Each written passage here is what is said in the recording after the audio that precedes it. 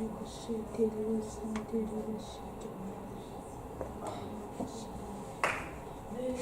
soit ton nom dans la terre qui est abondante, quand le vent court rapidement. Béni soit ton nom. Béni soit ton nom, le retour dans le désert, par les choses que je suis abandonné. Béni soit ton nom. Pour chaque chose que tu me donnes, je te louerai. Et quand je marcherai dans la vie, encore je dirai, béni soit le nom du Seigneur, béni soit ton nom, béni soit le nom du Seigneur, béni soit ton nom glorieux, béni soit le nom du Seigneur, béni soit ton nom, béni soit le nom du Seigneur, béni soit ton nom glorieux. Merci Seigneur. Alléluia. Alors, est-ce qu'on peut bénir maintenant le nom du Seigneur?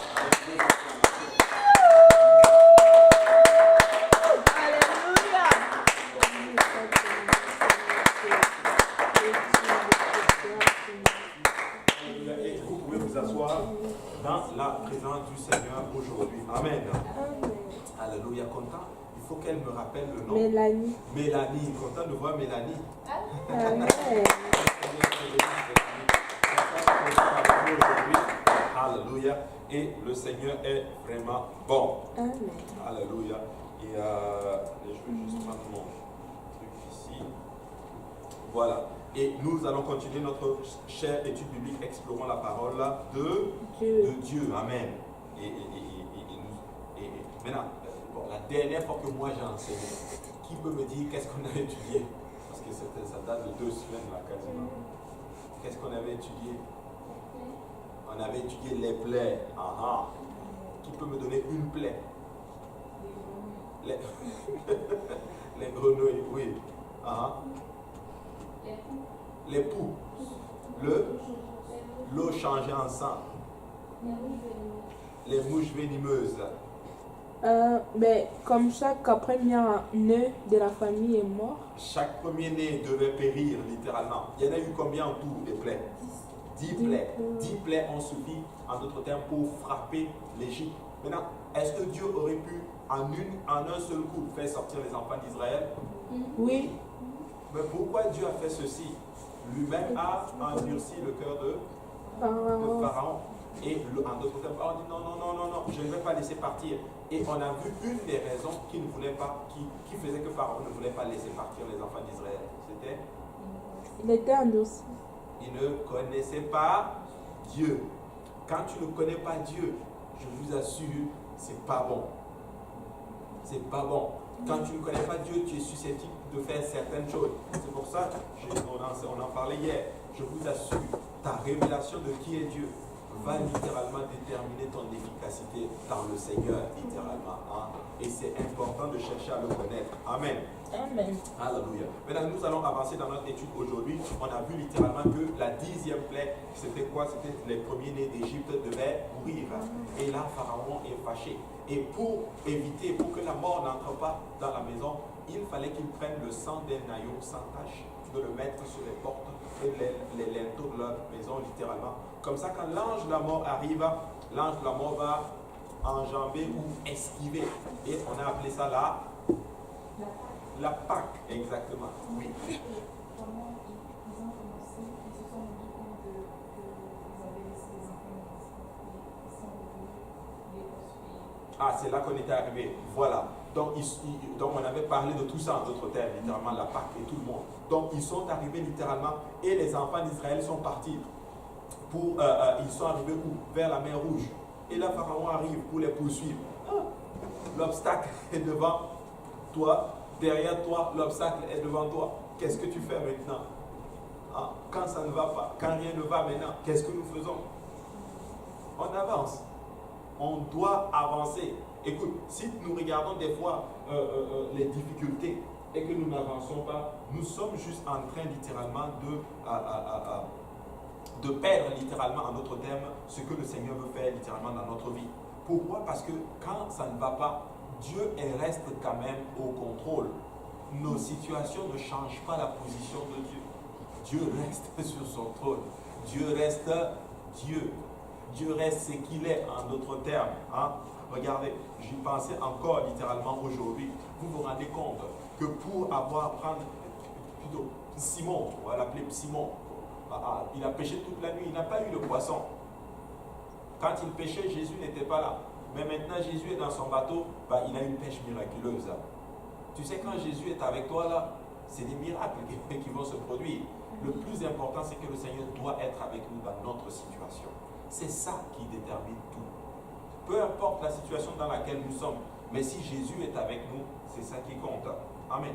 Maintenant, Pharaon arrive, la Bible dit que la colonne de nuée qui les suivait s'est élevée et est allée se mettre en notre terme entre eux et les enfants d'Israël. Et la colonne de feu, c'est le deuxième élément qui les a permis de sortir. Le premier élément, c'était le premier élément, le sang.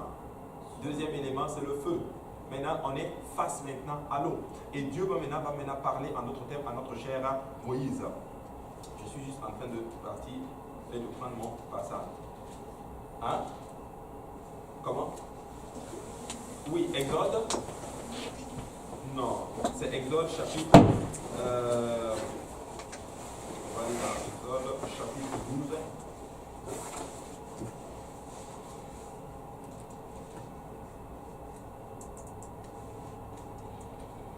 Désolé, c'est parce que j'ai changé de Bible.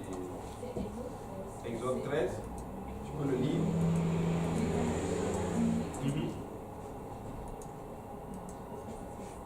Consacre-moi tous tes premiers-nés parmi les enfants d'Israël, quand les hommes et les animaux qui m'appartiennent.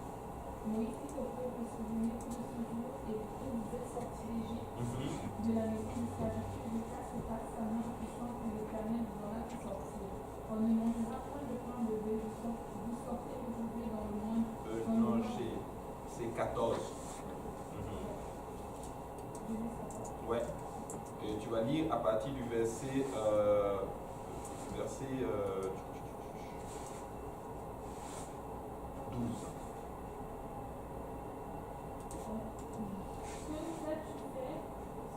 N'est-ce pas là ce que nous te disions en Égypte? Laisse-nous servir les Égyptiens, car nous aimons mieux servir les Égyptiens que de mourir au désert. Moïse répondit au peuple, ne craignez rien, restez en place et regardez la délivrance que l'Éternel va vous accorder en ce jour, car les Égyptiens que vous voyez aujourd'hui, vous ne les verrez plus jamais. Il dit ces Égyptiens, vous ne les verrez plus jamais. C'est une prophétie que notre cher Moïse était en train de donner, et c'était vrai. Vous n'allez plus jamais les voir. Nous sommes ici dans le dernier élément. Nous allons traverser l'eau et vous n'allez plus voir en notre terme l'ennemi de votre vie, littéralement. Aujourd'hui, on dira l'ennemi de votre âme. Vous n'allez plus jamais les voir. Maintenant, Moïse dit quelque chose de particulier qui montre là quelque part que c'était quand même un être humain. Hein? Il était dans la chair. Il dit ceci, restez ici et regardez la délivrance de l'Éternel. Hein? Mais regardez ce que le Seigneur dit dans Exode chapitre 14, versets 14 et 15. L'Éternel combattra pour vous et vous gardez le silence. L'Éternel combattra pour vous, mais vous gardez le silence. Certains d'entre vous ou certains d'entre nous, nous pouvons citer ce verset par cœur. Exode 14, 14. Il va combattre pour vous, mais taisez-vous, gardez le silence. Tu sais, l'Éternel combattra pour nous. Amen. Tout le monde est content. Mais c'est le garder silence là. C'est ça le problème avec nous. Amen. Hein? Amen. On aime beaucoup, n'est-ce pas, pleurer. Hein? On aime beaucoup, n'est-ce pas, se plaindre. Hein? On aime beaucoup murmurer, n'est-ce pas? Mais il dit que si on se tait, il va combattre pour nous. Maintenant, regarde le verset 15. L'Éternel parle maintenant. L'Éternel dit à Moïse, pourquoi s'écrie? Parle aux enfants d'Israël et qui marchent. Toi, lève ta verge et prends ta main sur la mer et fends-la. Et les enfants d'Israël entreront au milieu de la mer sec. Pause. Moïse dit, attendez, hein? C'est ce qu'il dit au verset 13, n'est-ce pas? Ne craiez point de regarder. Regardez, il dit attendez et regardez littéralement la délivrance, n'est-ce pas? C'est ce qu'il dit. Ça, c'est au verset, attendez, c'est au verset 13. Mais regardez, au verset 15, l'Éternel dit quoi? Marchez. Pour ça, c'est écrit, mais Marchez. avancez. L'Éternel, Moïse dit attendez, mais l'Éternel dit avancez. Tu sais, dans la voiture du Seigneur, il n'y a juste qu'une seule vitesse. Avance. C'est vrai. Il faut avancer. Mais avancer où, Seigneur? Il n'y a pas de chemin. Avance quand même vers l'obstacle. Tu sais, des fois, nous devons apprendre à affronter nos situations. Nous avons, et moi je suis un des premiers, le Seigneur est en train de travailler cela en moi. Je ne sais pas si certains d'entre vous, vous êtes comme ça, mais des fois, moi j'ai peur des situations. J'ai peur de souvent certaines choses, littéralement. Ça m'affecte beaucoup. Je vous donne, il y a un moment donné de ma vie où c'était très dur, dans le sens où c'était financièrement très chaud. Et des fois, quand je rentrais à la maison, il y a certaines factures. En fait, tu prends juste la facture, tu as tellement peur que tu ne l'ouvres même pas. Est-ce que c'est juste moi?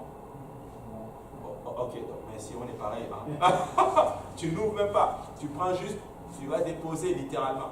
Un jour, le Seigneur m'a dit, mais jusqu'à quand? Jusqu'à quand? Il faut que tu affrontes la situation. Maintenant, j'ouvre la lettre, je regarde. Ok, c'est ça, parfait. On affronte la situation. Boum! Ça passe ou ça casse.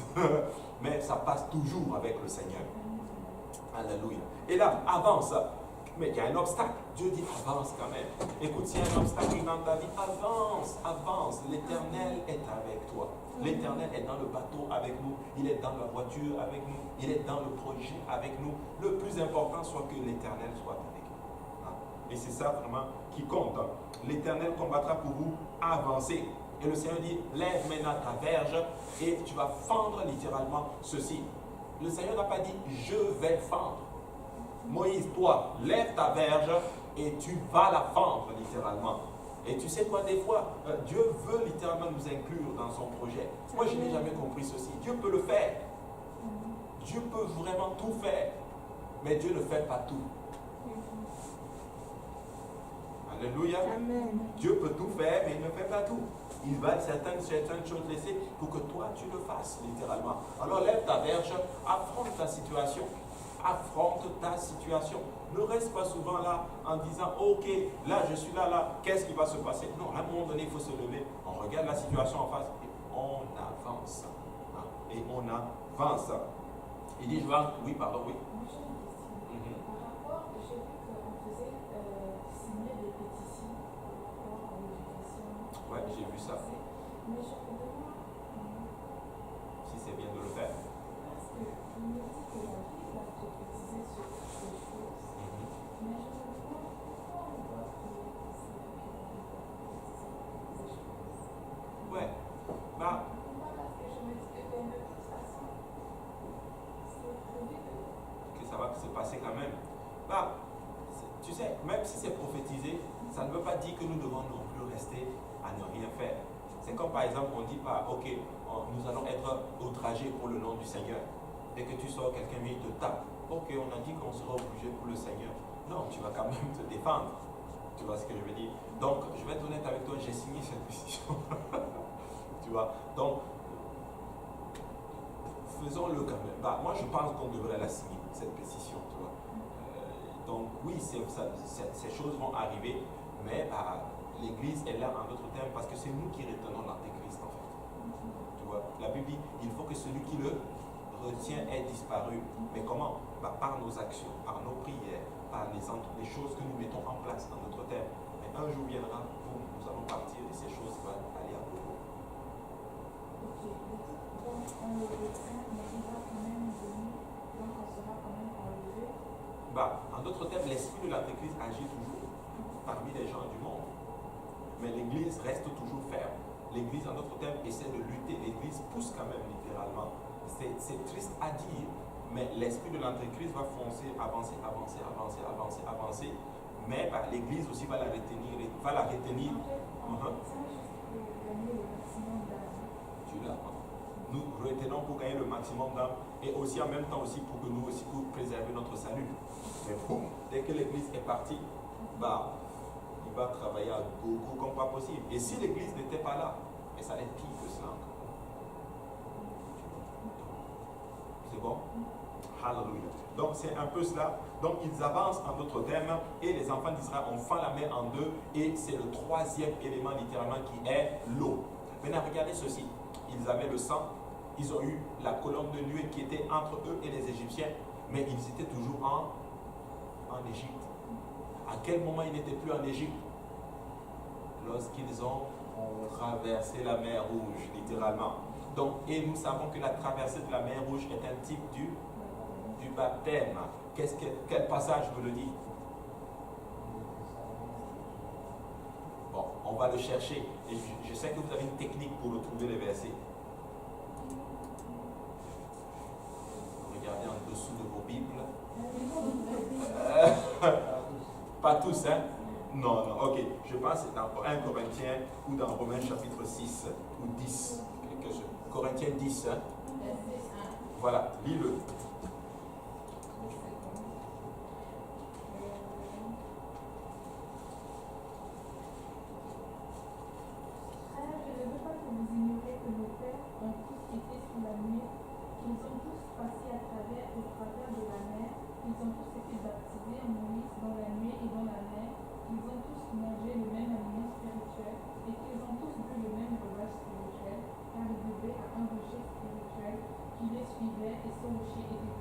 Waouh, quel passage! Maintenant, est-ce que certains d'entre vous, vous voyez le baptême d'eau et le baptême du Saint-Esprit ici? Où ça? Il dit que nos pères ont été baptisés dans la mer. On a vu que la colonne de nuée représentait quoi? Le Saint-Esprit, et l'eau représentait le baptême d'eau. Donc les deux. Donc il est en train de dire que les enfants d'Israël ont eu aussi deux baptêmes. Comme nous aussi, nous avons besoin de deux baptêmes pour être sauvés. Nous avons besoin de quoi? Baptême du Saint-Esprit et le baptême d'eau pour être sauvés. Et les enfants d'Israël ont fait quoi? Ils ont été baptisés dans la nuée. Et ils donnent un... Oh, c'est tellement puissant ce qui se passe ici. Ils ont été baptisés en quoi? En qui? En Moïse. Pas en Christ, mais En Moïse. en Moïse. Pourquoi en Moïse? Parce que Moïse était leur libérateur, en d'autres termes. Mais pourquoi nous, aujourd'hui, nous sommes baptisés au nom de Jésus? Parce que Jésus-Christ est notre libérateur et notre sauveur. Extraordinaire. Et ils ont bu dans le même breuvage spirituel. Et la Bible dit que le rocher qui le suivait, c'était un rocher spirituel, un breuvage spirituel. Et ce rocher était Christ. Alléluia. Extraordinaire. Donc l'Ancien Testament est en d'autres termes l'ombre, plutôt, c'est en fait l'ombre des choses qui devaient venir. Mais nous sommes dans le véritable. Voilà pourquoi la Bible dit, nous savons que Dieu a envoyé littéralement, nous savons que le Seigneur a envoyé son Fils pour nous faire connaître le véritable. Et nous sommes dans le véritable en son Fils Jésus-Christ. Vous connaissez ce passage? Hein? Ah là. Et il dit en plus, c'est lui qui est le Dieu véritable. C'est 1 Jean, quelque chose, 2 Jean, je ne sais plus. Hein? Il est en train de dire, nous sommes dans le véritable. Donc ce qui se passait dans l'Ancien Testament, c'était en fait l'ombre des choses qui devaient venir. Tu sais quoi, les enfants d'Israël, là, ceux-là qui sont morts, si on leur parlait, certains d'entre eux, peut-être que certains d'entre eux sont au ciel, ils disent, oh non, nous on aurait voulu voir ça, nous on a juste vu l'ombre. Hein? Mais eux, ils sont en train de voir même la réalité des choses. Extraordinaire. Ainsi, les enfants d'Israël entrent maintenant et c'est la marche dans le désert.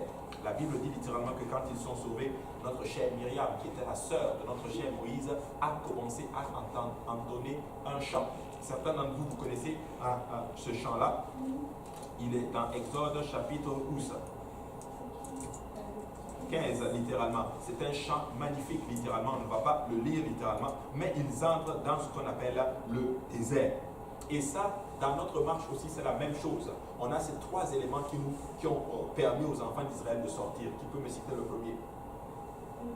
Le sang, le feu et l'eau. Le feu représente l'esprit. Comme nous aussi, dans notre processus du salut, trois éléments. L'eau, le sang et l'esprit. C'est ça qui nous permet de sortir littéralement de l'Égypte, en d'autres termes. Maintenant vient ce qu'on appelle le désert. Tu sais, quand tu es sauvé, il y a un désert affreux. La Bible appelle cela un désert affreux qu'il faut traverser. Et nous n'aimons pas la période de désert. C'est une période où Dieu va épurer. C'est une période où Dieu va travailler en nous. C'est une période où Dieu va sanctifier littéralement. On appelle cela la sanctification. Et nous n'aimons pas le désert. Ah, dans le désert, c'est vrai, qui ici aime le désert? Je vais être honnête avec vous, je n'aime pas cela. Mais tu sais, dans le désert, tu matures. Sans le désert, tu ne peux pas maturer. Pourquoi Dieu permet que les enfants d'Israël passent par le désert? Pour les faire aimer la terre promise. Amen. Oui. Pour qu'ils réalisent c'est quoi la terre promise. Tu sais, des fois, quand tu n'as pas eu des difficultés dans ta vie, tu ne peux pas enjoy les bénédictions. Certaines personnes sont bénies. Je vous dis, ils sont bénis mais ils ne le réalisent pas. Mais oui, beaucoup de personnes, et Dieu m'a beaucoup parlé là-dessus ces derniers temps. Dieu m'a montré quelque chose de très bon. C'est que nous ne réalisons pas ce que nous avons. Et c'est ça qui fait des fois que nous avons souvent des tendances à commettre ce qu'on appelle l'irréparable. Il faut apprendre à apprécier ce que nous avons. Tu sais, la plupart des gens, je me rappelle, certaines personnes ont rétrogradé. Ils étaient dans le Seigneur. Ils ont quitté la maison du Seigneur. Et quand ils ont quitté la maison du Seigneur, est-ce que vous savez ce qui s'est passé? Ils ont souffert dans le monde. Et ces personnes sont revenues. Et ces personnes m'ont même confessé, me dit ceci. Pasteur Abou, vraiment, on ne sait pas qu'est-ce qui nous a pris même à partir de là. Il n'y a rien. Déception sur déception. Quand ils partaient, oh non, moi on me frustre, moi c'est exagéré, c'est trop. Et quand ces gens-là ont quitté, savez-vous, ils sont tombés littéralement, ils ont commencé à lâcher la sanctification. Et malheureux, ces personnes-là sont revenues. Ces personnes servent aujourd'hui le Seigneur. Mais ces mêmes personnes m'ont dit, je suis vraiment bien placé pour conseiller les rétrogrades. Tu n'as pas besoin d'aller voir de l'autre côté. Je vais vous raconter une histoire où le Seigneur m'a appris littéralement. Bon, il n'y a pas de couple ici. Ça tombe bien, je vais en profiter pour en parler. Mais c'est comme par exemple un monsieur qui est marié avec une femme qui a des enfants, qui a vécu longtemps avec ses enfants. Mais tu sais, le temps, ce qu'on appelle l'épreuve du temps, les rattrape en d'autres termes. Et à ce moment-là, il commence à avoir comme des choses de chicane. Et tout ce qu'il veut faire, c'est se séparer de cette femme. Cette femme avec qui tu as eu des enfants, des grands enfants, celle avec qui tu as galéré, tu as grandi, tu as eu des moyens. Et beaucoup d'hommes le font, beaucoup plus en Afrique. Ils vont laisser cette femme, ils vont aller prendre une petite jeune. Mais ces hommes, ils souffrent aujourd'hui. Et j'en connais. Qu'est-ce que j'ai fait? Des fois, nous ne réalisons pas ce que nous avons. Je t'assure, on ne le réalise pas. Jusqu'à ce que tu quittes, tu ailles voir, tu dis, oh, on est un peu comme l'enfant prodigue. L'enfant prodigue dit, papa, donne-moi mes biens, parce que moi là, il faut que j'aille voir ce qui se passe dans le monde. Papa dit, parfait. Mon fils, vas-y. Il a pris ses biens, il est allé. Il a eu chaud. Il se retrouve, lui, un fils d'un papa riche, se retrouve dans la nourriture des pourceaux, en train de négocier avec les porcs pour manger leur nourriture. Mais il est revenu vers son père. Tu sais, papa, prends-moi juste, que je devienne même ton serviteur, donne-moi juste la plus basse classe, étant même dans ta maison, parce que ça même, ça vaut mieux que de sortir et aller dans le monde. Nous devons apprendre à aimer ce que nous avons. Et je pense que Dieu a permis que les enfants d'Israël passent par le désert pour qu'ils réalisent, en d'autres termes, que la terre promise, c'est quelque chose d'extraordinaire. Pour que tu compares littéralement. La terre promise, là, ce n'est pas le désert. Dans le désert, il fait chaud. Dans le désert, il n'y a rien. Dans le désert, c'est un soleil ardent qui brûle. Dans le désert, il y a des serpents, il y a des choses venimeuses en notre terre. On souffre dans le désert. Mais quand tu entres dans la terre promise, tu dis, oh boy, là, je ne sens plus. Alors mes frères et sœurs, apprenons ce principe à aimer ce que nous avons. Et c'est pas quand tu avances devant Dieu que tu dis à Dieu, il faut des fois apprendre à bénir Dieu pour ce que nous avons déjà.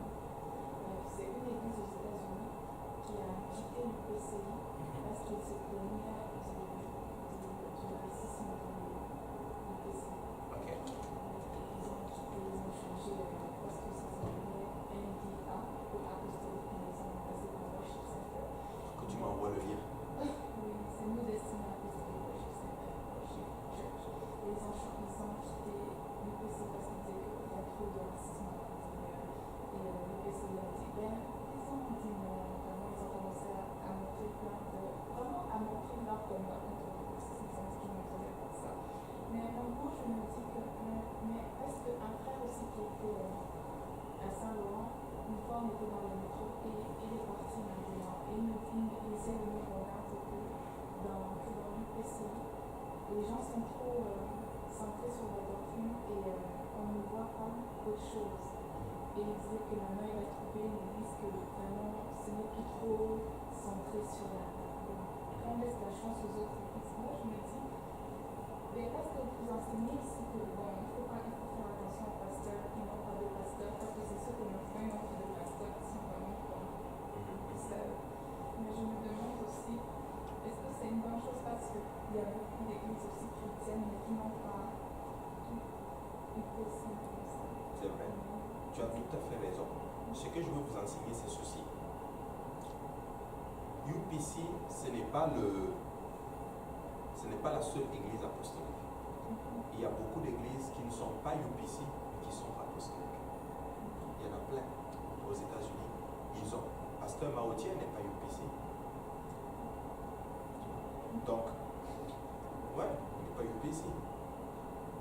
Il est attaché à son église, mais il prêche la doctrine apostolique, donc nous le soutenons.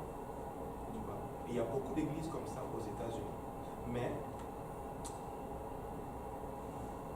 ce qu'il faut comprendre, c'est ceci littéralement. Moi, je ne suis pas pour ceux-là qui se plaignent et qui quittent, dans le sens où je ne dis pas que c'est parfait. Pourquoi? Parce que oui, c'est une organisation qui est aussi gérée par des hommes. Elle a certes son côté positif, elle a aussi ses imperfections, mais c'est quand même une bonne organisation, dans le sens où le but c'est vraiment prêcher la doctrine apostolique et gagner les âmes dans notre terre. Tu vois. Maintenant, est-ce que c'est parfait? Je suis tout à fait d'accord avec toi. Non, ce n'est pas parfait. Ce n'est vraiment pas parfait. Même ici, ce n'est pas parfait. Parce qu'on est des êtres humains. Il n'y a pas d'église parfaite, il n'y a pas d'organisation parfaite. La seule organisation, c'est le Seigneur. Tu vois. Maintenant, ils ont quitté. Ok. Peut-être est-ce qu'ils ont trouvé quelque chose de mieux? Peut-être. Peut-être ces gens-là, des fois, quand ils vont sortir là et qu'ils vont aller trouver quelque chose d'autre, et que quelque chose, ils vont se rendre compte que, oups, là, ici, il y a probablement peut-être du racisme, mais ce n'était pas si pire, tiens. Tu vois ce que je veux dire? Donc, moi, personnellement, je n'ai pas vu de racisme. Tu vois? Mais s'ils le disent, ils ont peut-être leur raison. S'ils ont quitté et qu'ils ont trouvé quelque chose de mieux, le plus important, c'est que les âmes soient touchées et que les hommes soient gagnés. Maintenant, par rapport aux frères, il y a déjà une erreur dans ce qu'il dit. Tu vois, sans la doctrine, nous ne sommes rien. Jésus l'a dit, la Bible dit que les gens étaient frappés de sa doctrine. Jésus était très doctrinal. Quand il prêchait la doctrine dure là. Tu vois. Sans la doctrine, il n'y a absolument rien.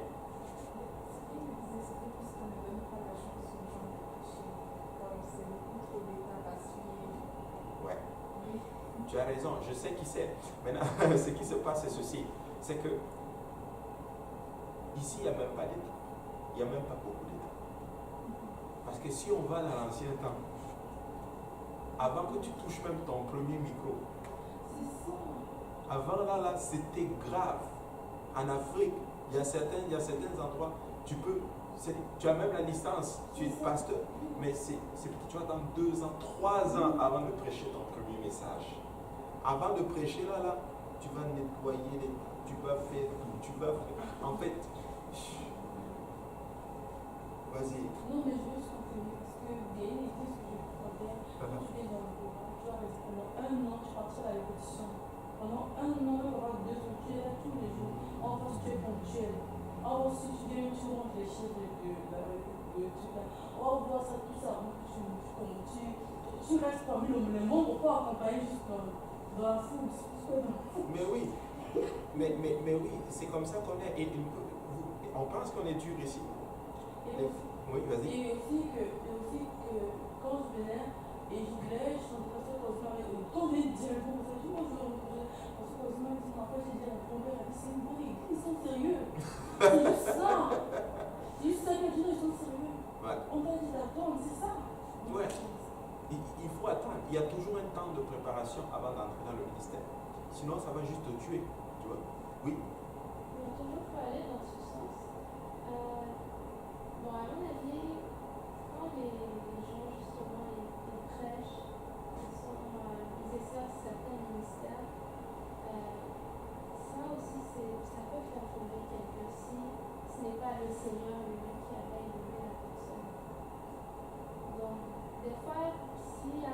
processus, des étapes qu'il faut que le pasteur suive, etc. Je me dis, c'est aussi pour protéger cette personne contre la chute pour ne pas prendre sous sa vie. Exactement. C'est pour préserver la personne. Tu vois, les barrières, c'est pas pour empêcher. Les barrières, c'est pour la protection. Moi, je sais de qui tu parles, littéralement. On en avait parlé, c'est moi qui faisais sur l'étude biblique. Mais ce que je veux dire par là, c'est que ça va juste détruire, tu vois, la personne. Ça va être comme Saül. Saül a été élevé sans préparation. Tu vois. Et il est tombé, il est devenu orgueilleux, il est tombé. Mais David est un roi. Combien de temps il a attendu avant de devenir roi totalement? Une dizaine d'années, au moins 13-14 ans. Il a passé sa vie à fuir comme un malfrat, comme un bandit. Mais c'est le Seigneur qui était en train de travailler en lui. Et nous, on n'est même pas Dieu ici. Moi, il y a certaines personnes qui arrivent 6 mois après, ils montent. Tu vois, tout est une question de maturité, tu vois. Mais je connais par exemple, on va parler du pasteur Maoutier. Chez lui là-bas, là, lui, il l'a même dit. Il dit des fois, il peut être assis comme ça, là. Tu viens pour chanter. Il voit, regarde, il voit juste ta mine. Il te dit, tu ne chantes pas aujourd'hui. Il dit, lui, il appelle ça le croisement des regards. Et dans la roche, chez nous, si tu viens pas ton prier à l'église, là, si tu es pianiste, le pasteur a dit, moi, je suis plus instrument aujourd'hui. Mais dès que ça commence à se sentir comme humilié, le pasteur dit que tu n'es pas venu à 15 minutes de prière, tu ne joues pas au piano, on va chanter comme ça. Ouais. Non, là, il y a des églises, là c'est le. Mais nous, ici, vraiment, il y a beaucoup de. Et il y en a qui se plaignent malgré cela quand même, tu vois. Non, il y a des étapes à suivre, il faut grandir dans ces étapes-là. Ici encore, peut-être c'est en train de, comme l'église grandit petit à petit, ça va être encore beaucoup plus structuré. Mais si, qui a déjà lu l'affiche là, de Saint-Laurent? Je pense. Vous l'avez déjà lu? Avant d'entrer dans le. Tu l'avais signé? Bon, ça là, si vous voyez l'affiche, un jour peut-être je vais l'amener et puis peut-être qu'on va la montrer à toute l'église. Ça là, ça dit beaucoup de choses. Ça dit que tu dois faire 2 services le dimanche. Tu dois assister à la réunion de prière et tu dois assister à la réunion de milieu de semaine. Si tu ne peux pas pour des raisons, tu dois avertir ton dirigeant. Tu vois? Mais l'autre veut prêcher, alors que lui, bon, il n'est même pas encore totalement là, tu vois. Donc, c'est pas qu'on ne donne pas l'opportunité, c'est juste que on veut préserver les gens. Parce que le ministère, c'est une bonne chose, mais le ministère, des fois, ça peut être très dangereux. Très, très, très important. Donc, c'est comme cela. Donc, il ne faut pas brûler les étapes, il faut juste grandir, c'est juste bon pour nous.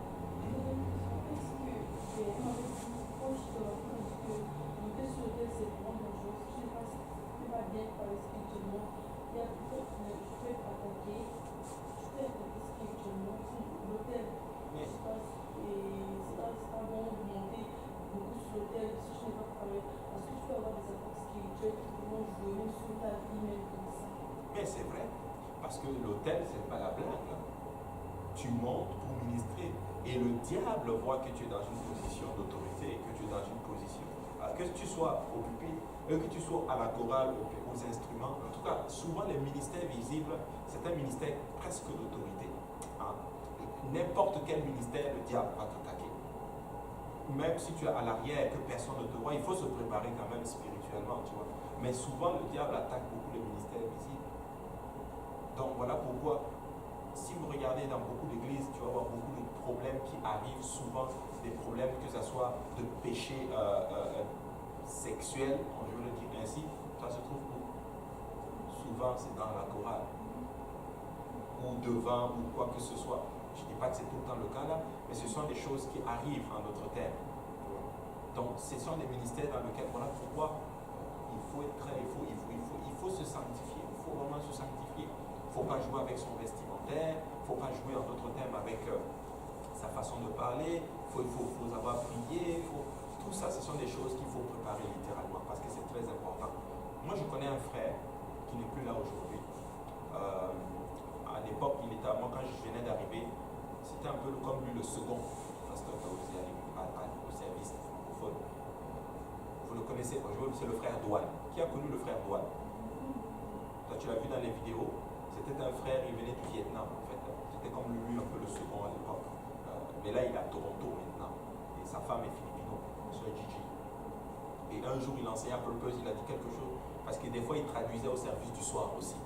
Puis là, un jour, il enseignait à Purpose, il nous a dit qu'à un moment donné, quand il a commencé le ministère, quand il est monté sur le pupitre, il enseignait, il traduisait. Il dit qu'un jour, il est allé voir le pasteur Graham, il a dit, pasteur Graham, je veux que tu me descendes. Le pasteur Graham dit pourquoi? Parce que pendant que je traduis, je sens qu'il y a une sœur qui me regarde, je sens qu'elle a des sentiments pour moi. Je veux que tu me descendes.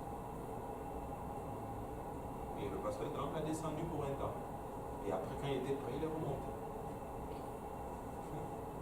C'est à ce point-là. Donc, c'est pas la blague, c'est pas la blague. Donc le ministère, c'est pas un jeu, c'est vraiment quelque chose de sérieux. Amen. Oui, pardon. Est-ce que c'est la même chose pour Oui, c'est la même chose. C'est un ministère. Il faut se préparer, frère. Il faut prier avant de sortir. Tout ministère, tout ce que tu vas faire pour Dieu, prie avant. Parce que le diable va t'attaquer. Dès le moment que tu veux faire quelque chose pour la gloire de Dieu, l'ennemi va tout faire pour t'en empêcher. Donc il faut se préparer d'une façon spirituelle, évangéliser. Si tu parles à quelqu'un de Dieu, ces démons vont se fâcher contre toi. Tu vois? Donc, mais si toi tu es bardé, tu as l'esprit du Seigneur, tu es consacré à Dieu, bah, tu as ta protection. Tu ne baisses pas ta garde. Amen. Donc, très très très important. Alors ils sont dans le désert. Et la Bible dit littéralement qu'ils vont d'abord arriver dans un endroit qu'on appelle la Mara. On va le lire littéralement. Moïse fit partir au verset 22 de Exode 15. Moïse fit partir Israël de la mer Rouge. Ils prirent la direction du désert de Chour. Et après 3 journées de marche dans le désert, ils ne trouvèrent point d'eau. Ils arrivèrent à Mara, mais ils ne purent pas boire l'eau de Mara parce qu'elle était amère. C'est pourquoi le lieu fut appelé Mara. Le peuple murmura contre Moïse en disant, que boirons-nous? Donc, voici ce qui se manifeste souvent dans le désert. Dans le désert, on commence à murmurer. Quand il y a le problème. C'est humain, Ça, c'est purement humain. Ça, tu as tout à fait raison. Mais tu sais, nous devons, et Dieu permet ceci pour que nous puissions apprendre à tuer cela. Qu'est-ce que Jésus a dit? Ne murmurez pas entre vous. Philippiens nous dit ceci, faites tout sans murmure, sans plainte, ni hésitation, afin d'être pur et irréprochable. Mais là, moi je ne comprends pas ça. Écoute, ils ont vu Dieu fendre la mer Rouge devant eux. Ils ont vu Dieu déplacer une colonne de nuée et se mettre entre eux et leurs ennemis. Ils ont vu Dieu changer l'eau en sang. Ils ont vu Dieu amener des grenouilles. Ils ont vu Dieu frapper les pharaons et toute son armée. Et là, ils ont juste un problème d'un peu d'eau. Ils commencent à murmurer. N'est-ce pas que nous sommes souvent comme ça? Dès qu'il y a un problème, tu oublies tous les miracles que l'Éternel a déjà performés dans ta vie. Écoute, si Dieu a performé quelque chose hier, il peut aussi le faire aujourd'hui. Parce que Dieu est le même hier, aujourd'hui, mais aussi éternellement. Donc, ce qui s'est passé hier ne change pas Dieu aujourd'hui. Et ce qui va se passer aujourd'hui ne va pas changer Dieu demain. Dieu est le même. Ils auraient pu invoquer Dieu et Dieu va leur donner de l'eau.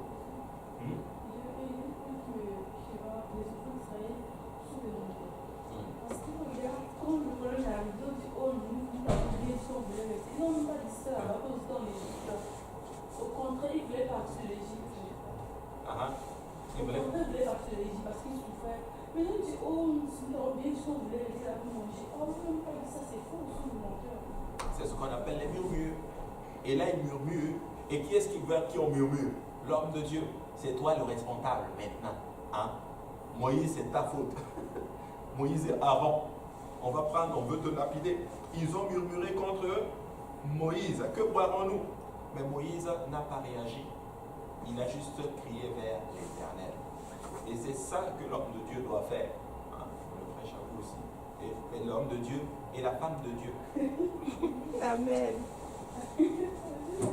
Oui, c'est vrai. Quand il y a des problèmes, pourquoi crier? Crier juste à Dieu, c'est tout. Pleurer juste à Dieu. Des fois, il faut juste laisser. Tu sais, il y a certaines choses que tu ne peux pas empêcher. Je parlais avec quelqu'un aujourd'hui et la personne me dit, est-ce que les problèmes arrivent quand après avoir jeûné, prié, J'ai dit, oh maman, c'est là même que ça arrive. Mais tu sais quoi? Crie à Dieu seulement. Des fois, il faut juste crier. Des fois, il y a certaines choses que tu ne peux juste pas empêcher que ça arrive. Ça va arriver quand même. Même si tu as prié, tu as jeûné même 40 jours. Tu as prié, tu as lu ta Bible et boum, les problèmes arrivent. Ça arrive. Il faut crier à l'Éternel. Et Moïse crie à l'Éternel, il dit, que boirons-nous? Et qu'est-ce que le Seigneur lui dit? Le Seigneur lui dit, prends un bois et tu vas le jeter dans cette eau et cette eau va devenir pure, littéralement. Et ce bois est un type de notre Seigneur Jésus-Christ. Tu sais, notre vie, elle est amère. Elle ne peut pas être bue.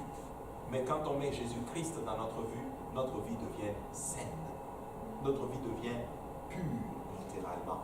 Et ça, c'était un des premiers miracles que le Seigneur va performer en notre terme dans le désert pour les enfants d'Israël.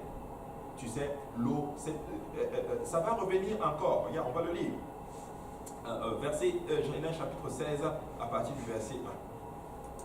L'assemblée des enfants d'Israël partit d'Élim, et ils arrivèrent au désert de Sin, qui est entre Élim et Sinaï, le 15e jour du second mois après leur sortie du pays d'Égypte. Et toute l'assemblée des enfants d'Israël murmura dans le désert contre Moïse et Aaron. Les enfants d'Israël leur dirent, que ne sommes-nous morts par la main de l'Éternel dans le pays d'Égypte, comme nous étions assis près des pots de viande, comme nous mangeons du pain à satiété, car vous nous avez menés dans ce désert pour nous faire mourir de faim toute cette multitude. Bon, là maintenant c'est la fin. L'eau, Dieu donne l'eau. Là maintenant on a la fin. Tu sais quoi, tu aurais même dû nous laisser mourir là-bas.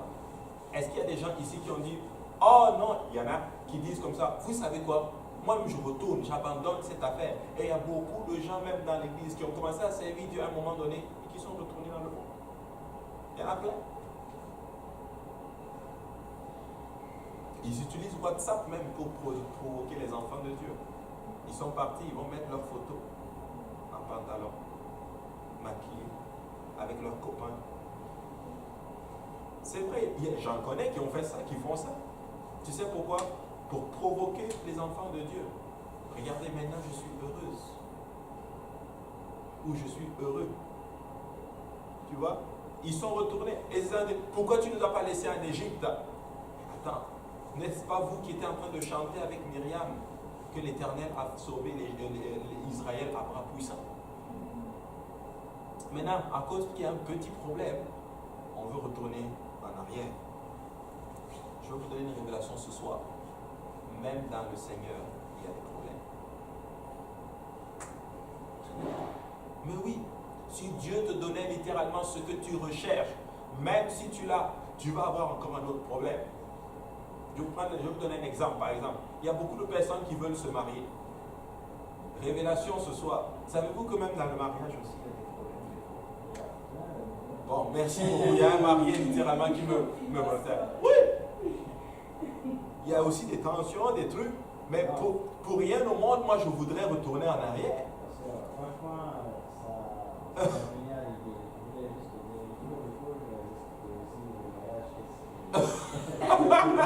dire, Qu'est-ce qui les attend? Mais oui, le mariage, c'est beaucoup de concessions. Ce n'est pas. Les gens disent, oh, je donne mon 50%, toi aussi tu donnes ton 50%. Faux, archi faux. Tu donnes ton 100%, et la personne aussi donne son 100%. Oui, il y a des moments où on n'est pas d'accord. Il y a des chicanes des fois. Est-ce qu'à cause de ça, tu vas sortir? Si tu te maries, ah non, il y a un problème. Non, moi je retourne en arrière. Moi je divorce. Mais non. Pourtant c'est comme ça. Pourtant on regarde le mariage. Non, moi je vais être marié. Je vais être marié. Pasteur Graham a dit quelque chose de particulier. Il dit que le mariage c'est comme littéralement un moustiquaire. Ceux qui sont dedans veulent en sortir. Et ceux qui sont dehors veulent en rentrer. Ça c'est bon dans le monde. Hein. Hein? Mais laissez-moi, oui, c'est vrai, c'est dans le monde. Parce que moi, je ne peux pas en sortir. Amen. Alléluia.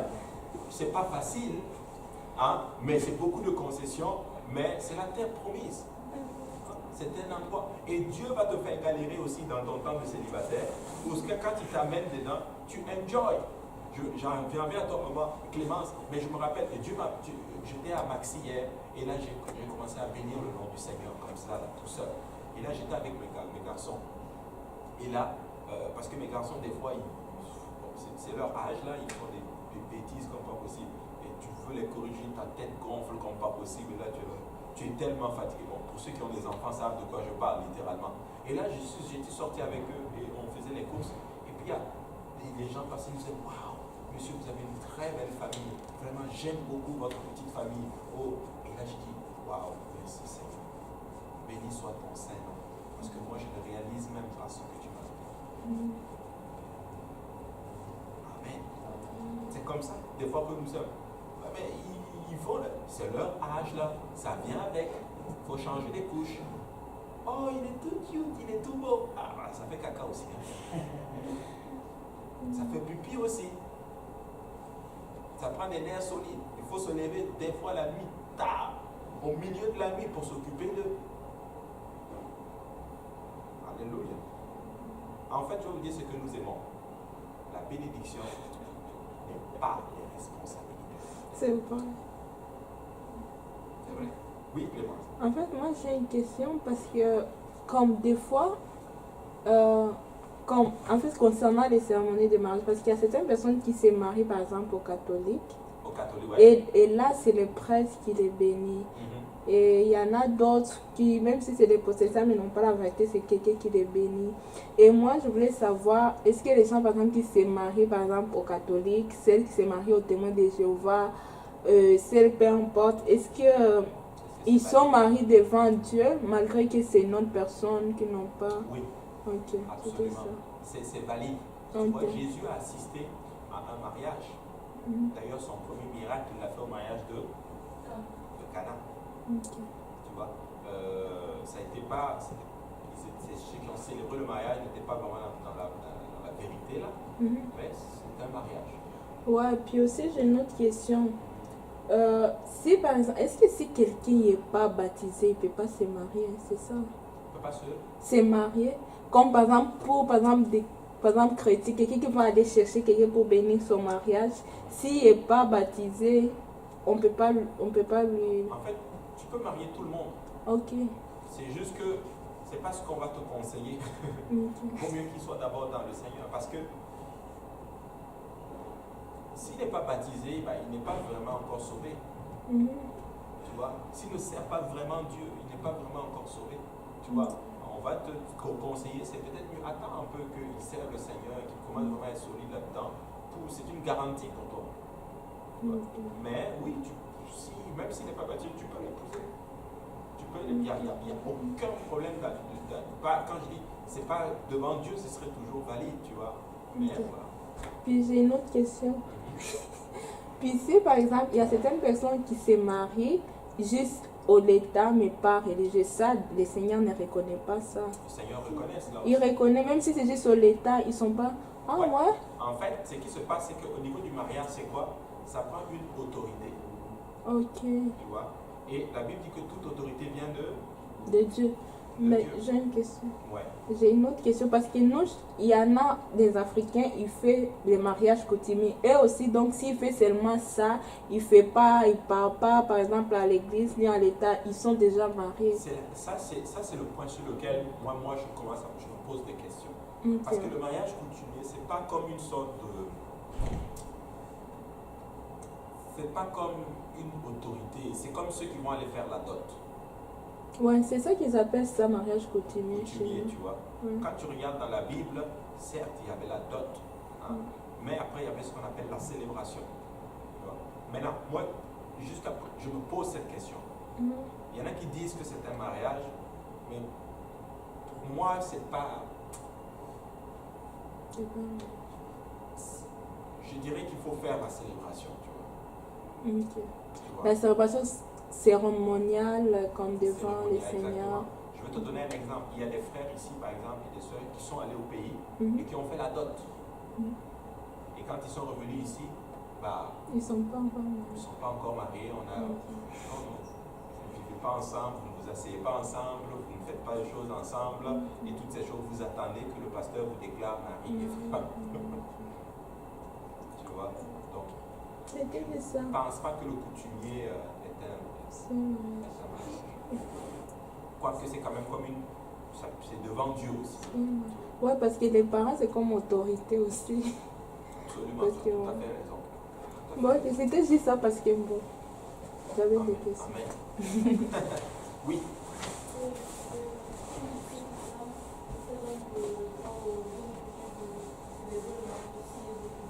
Absolument. Je me demande, est-ce que si deux personnes qui d'abord le droit juste d'aller à l'église et ils veulent genre là maintenant se marier parce que le faire mais c'est parce que c'est un droit devant l'État et tout. Oui, le pasteur peut le faire. Et c'est les, comment on appelle cela? C'est leur choix. Mais là, le pasteur a aussi ce choix de dire non, moi je ne vais pas vous marier. Parce que je ne vois pas que vous voulez le faire vraiment pour. Parce que la Bible dit que le mariage est un état saint et sacré devant Dieu. Le pasteur peut dire non, moi je ne veux pas le faire. Ils peuvent aller voir quelqu'un d'autre qui va le faire. Tu vois ce que je veux dire? Donc c'est un peu cela. C'est un peu cela. Oh. Parce que si c'est par exemple, ils ont deux personnes qui sont des chrétiens par exemple à NCI et ils sont fiancés déjà depuis et puis ils sont fiancés vraiment devant Dieu là ils sont encore en intimité et là maintenant ils ont parlé et ils ont qu'on existe maintenant et là maintenant ils veulent là maintenant se marier maintenant parce qu'ils sont déjà plus de 1 an de fiançailles. Vous allez les marier? Je vais les marier. Oui, moi personnellement je vais d'abord demander l'autorisation de mon pasteur et puis je vais le faire. Moi, par exemple, je ne suis pas. Dans le fond, officiellement, je peux célébrer, mais je ne peux pas encore signer. Donc, ça fait que c'est pour ça que je célèbre et le pasteur signe. Amen. C'est déjà arrivé pleinement comme ça dans l'église où certaines personnes sont venues littéralement. Et puis, d'ailleurs, le premier mariage que moi, personnellement, j'ai célébré, c'était comme ça. Ils sont venus, ils servent toujours le Seigneur.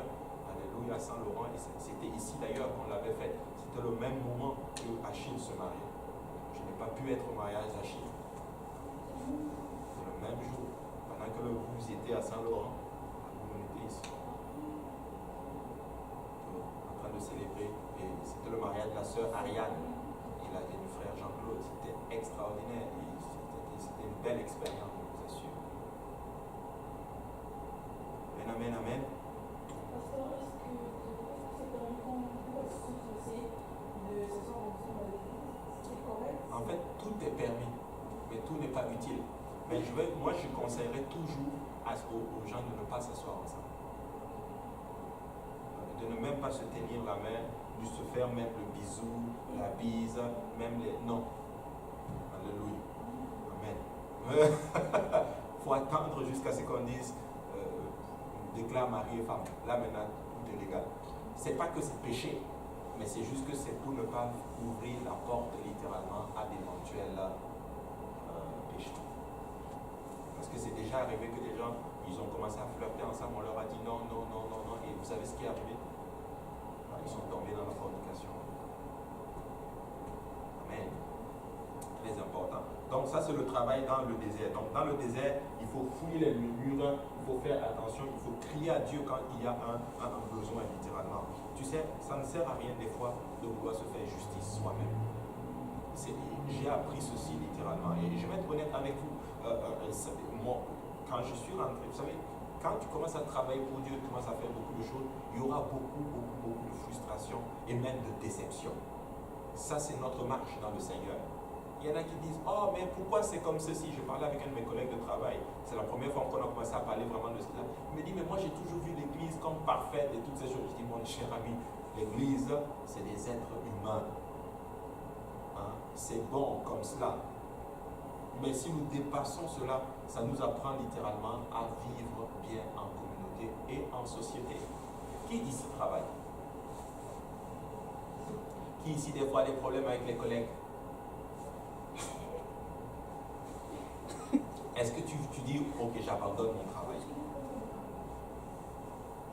Parce que tu as une paye à la fin. Là. Aujourd'hui, moi, je ne viens plus parce que là, il y a mon collègue de travail ou ma collègue de travail qui m'a énervé. Non.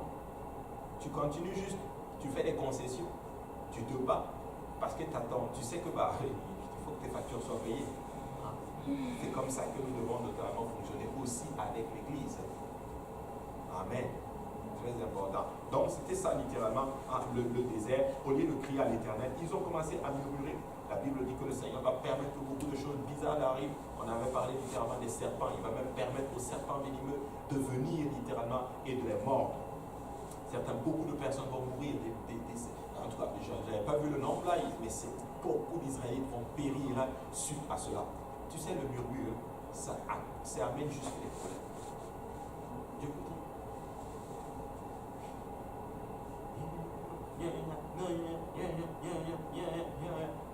Dieu m'a corrigé, je vous dis. Il y a une période là, surtout quand moi j'ai commencé avec le travail de Dieu. C'était chaud.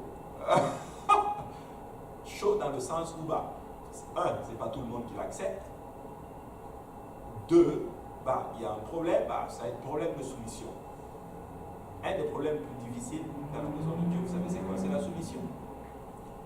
C'était, je pars à cœur ouvert, là, c'était dur pour nous au départ. Ça commence à aller. C'est un peu dur encore, mais ça commence à aller. Mais c'était au départ le problème de soumission, parce que ce n'est pas tout le monde qui l'accepte. Tout le monde ne va pas l'accepter, et surtout qu'il y a certaines personnes qui t'ont vu quand tu n'étais pas encore à cette position-là. C'est toujours comme ça. Mais ça, là, il faut avoir une bonne attitude. Et des fois, tu te défends, et là, tu penses que tu vas prendre ton parti, Dieu ne prend pas ton parti, parce que Dieu veut que tu restes calme.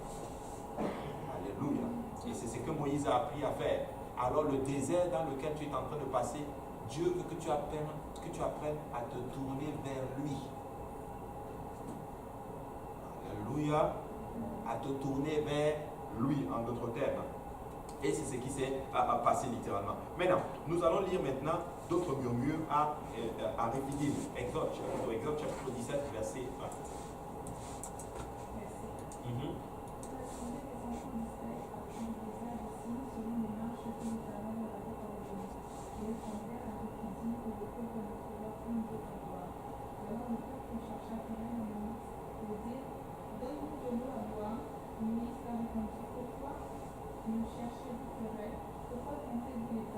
Pause.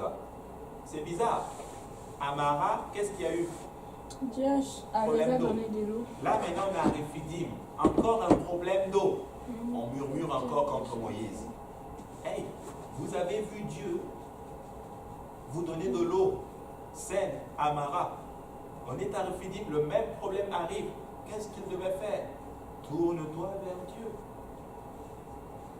Mais non. Il ne se tourne pas vers le Seigneur. Et Dieu va nous apprendre. Dieu va tellement permettre au problème d'arriver jusqu'à ce que tu apprennes à te tourner totalement vers lui. Ils font des problèmes à Moïse. Moïse dit, mais pourquoi vous me cherchez des problèmes? Pourquoi vous tentez Dieu? Et le peuple était à là, pressé par la soif, et murmurait contre Moïse. Il disait, pourquoi nous as-tu fait monter hors d'Égypte pour nous faire mourir de soif avec mes enfants et mes troupeaux? Moïse cria à l'Éternel en disant, que ferai-je à ce peuple? Encore un peu et ils me lapideront. Probablement que certains d'eux avaient déjà des pierres. Il faut que tu nous donnes de l'eau. Mais ça devait être dur pour le cher Moïse, littéralement. Après avoir béni le peuple, après avoir dédié sa vie pour ce peuple, après avoir tout fait, écoute, il a tout sacrifié, il a laissé ça, il est venu avec sa famille, il est allé chez Pharaon, il a intercédé pour le peuple, il a fendu la mer, il a fait toutes ces choses. Écoute, maintenant on veut le lapider. À cause d'eau. Alors qu'ils peuvent prier, puis Dieu va leur donner de l'eau. Moïse dit, mais Seigneur, attends, c'est quoi cette affaire? Ils vont même me lapider. Et l'Éternel dit à Moïse, passe devant le peuple et prends avec toi les anciens d'Israël.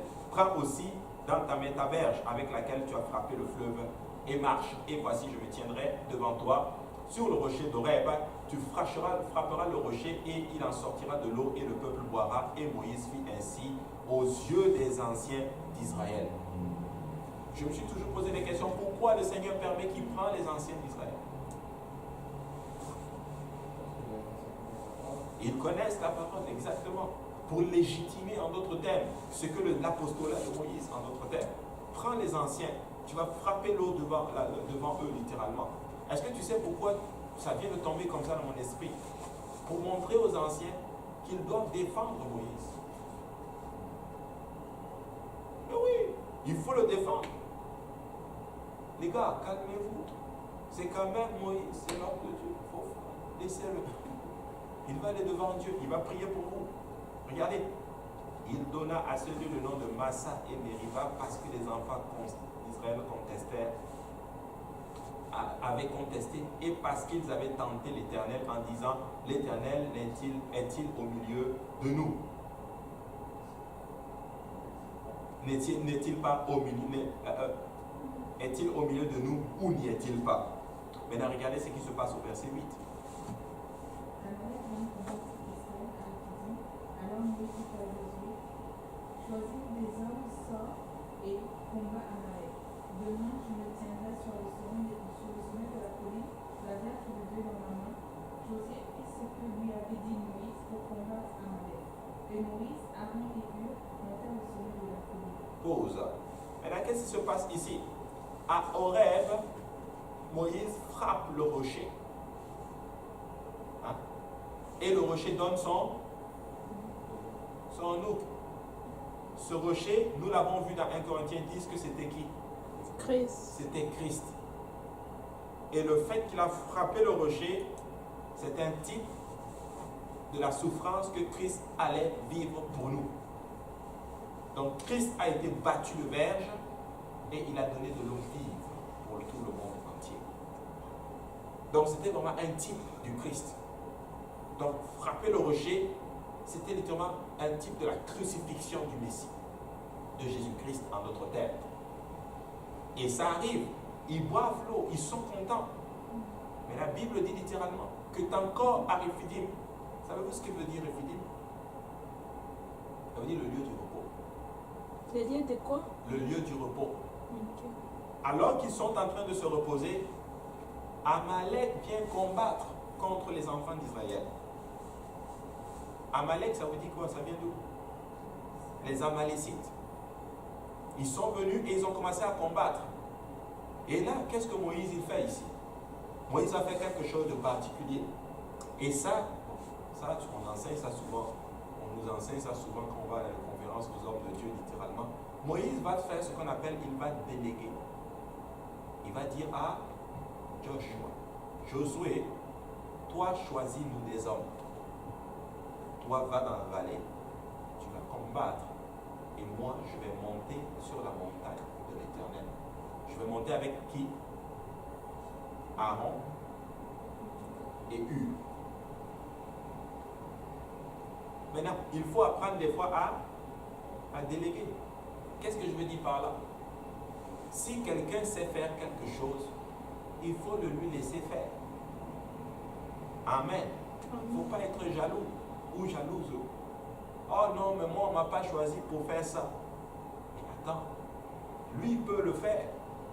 Joshua était plus jeune, plus en vigueur. Il était fidèle. C'était un guerrier. Et surtout, c'était un fidèle. Il était toujours avec Moïse. Il a suivi Moïse, en d'autres termes. Il marchait dans les pas de Moïse, en d'autres termes. C'est lui qui était dans la vallée. Joshua ici représente les jeunes. Et Moïse représente les anciens. Tu sais, dans notre marche avec le Seigneur, Dieu va toujours placer littéralement des anciens dans notre vie. Nous ne devons jamais arriver à une place où nous disons, nous les jeunes, nous n'avons plus besoin des anciens. On ne faut jamais arriver pour se dire, moi j'ai quand même la force, je peux sortir, je peux évangéliser. Les anciens ne peuvent pas sortir, physiquement ils ne sont pas capables de le faire. Il ne faut pas arriver à une place où nous disons que nous n'avons pas besoin des anciens. Josué est allé, et quand Moïse est monté sur la montagne, la Bible dit spécifiquement que quand Moïse priait, quand il levait sa main, Joshua gagnait. Mais quand il était fatigué, Joshua perdait. Qu'est-ce que ça veut dire ici? C'est que peu importe la force de Joshua, peu importe son intelligence, peu importe sa vigueur, peu importe tout ce qu'il avait comme capacité, la victoire ne dépendait pas de lui. Ça dépendait de qui? De l'homme de Dieu qui était sur la montagne. Ce que je suis en train d'enseigner aujourd'hui, c'est ceci. C'est l'importance de l'homme de Dieu dans ta vie. C'est très important. Il faut lever ses mains. Il faut lui donner du lousse, littéralement. Et Moïse, littéralement, est avec qui? Il est avec Aaron. Et il est aussi avec Hur. Hein? Et Aaron, voyant que les mains de Moïse se fatiguaient, ils vont prendre une pierre, ils vont ça pour qu'il s'asseye dessus. Et ils vont tenir les mains littéralement de Moïse pour que ses mains restent en haut afin que Joshua puisse gagner la victoire. Tu sais, Aaron et Hur, je suis convaincu qu'il y avait des tensions. Pourquoi?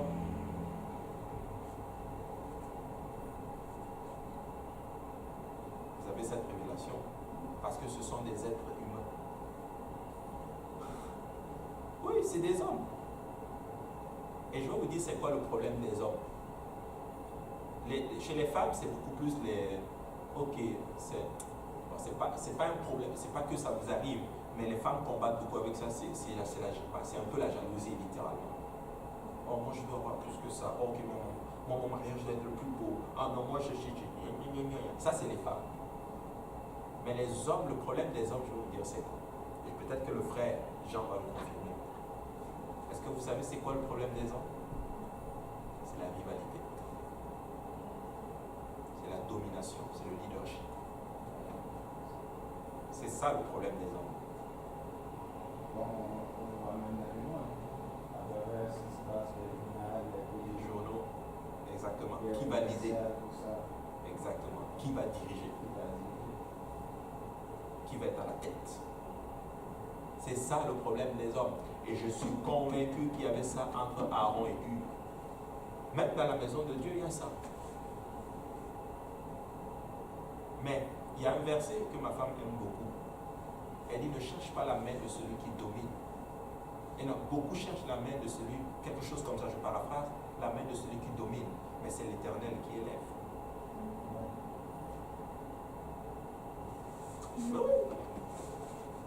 Beaucoup vont vouloir chercher, par exemple, l'approbation du pasteur. Alors que c'est Dieu qui élève. Je ne dis pas qu'il ne faut pas chercher l'approbation du pasteur, ce n'est pas ce que je dis. Mais je dis qu'il faut faire confiance au Seigneur. Mais Aaron et Hur vont laisser de côté leur divergence et ils vont aller aider Moïse à lever les mains. Qu'est-ce que je... Là, il y a urgence. Là, il faut qu'on gagne. Il faut mettre nos divergences de côté. Et lever les mains, littéralement, pour voir la vision et gagner. Parce que, écoute, si eux là, oh non, toi Aaron là, tu m'as fait ceci hier, écoute, arrête même ça. Toi, ils ne lèvent pas les mains du dirigeant. Est-ce que vous savez c'est quoi la révélation qui est dans ce passage? C'est que Moïse se fatiguait aussi.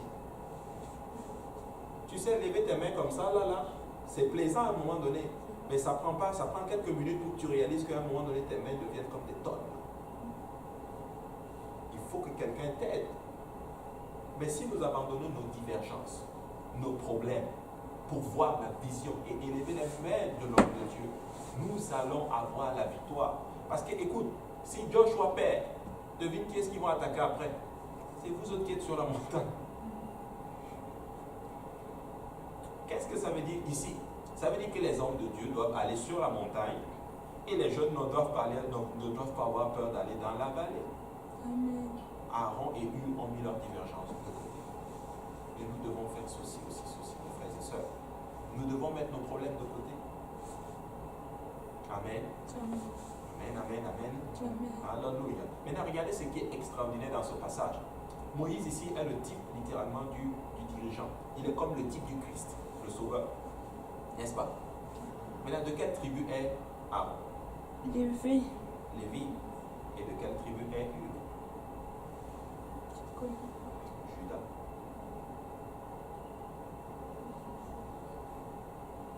Tu te rends compte? Aaron, le sacrificateur, C'est un symbolisme extraordinaire. Oui. Parce que le Judas a produit le Messie du Nouveau Testament. Et Aaron, c'était quasiment comme les sacrificateurs de l'Ancien Testament. Voilà pourquoi, ça c'est le frère Vincent qui m'avait dit ceci, que nous sommes en train de, nous sommes transportés par les ailes de l'Ancien Testament et du Nouveau Testament. Extraordinaire comme parallèle que le Seigneur est en train de mettre ici. Donc, et regardez, Joshua est de laquelle tribu? Ephraïm. Un symbolisme extraordinaire. Nous devons travailler dans l'unité. Sans l'unité, on ne pourra pas avancer. Sans l'unité, on ne pourra pas avancer. On a l'unité, mais on peut faire encore mieux que cela. Et si nous devons être efficaces, et nous devons être unis. Amen. Et ça, c'était vraiment le passage dans le désert. Et ensuite, maintenant, on a bientôt terminé.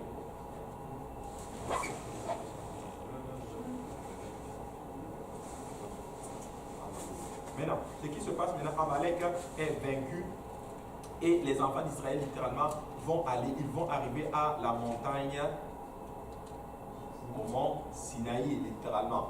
Et le mont Sinaï, de grandes choses vont se passer là.